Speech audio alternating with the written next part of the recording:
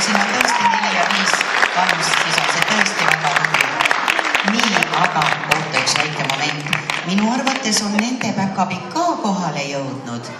Ja mõned päkapikud on juba tulnud, aga küll kõik teised jõuavad ka kohale. Ja nüüd Püünsi. Tulge lavale, lapsed. See on siis meie Viimsi rühmakene. Seda ju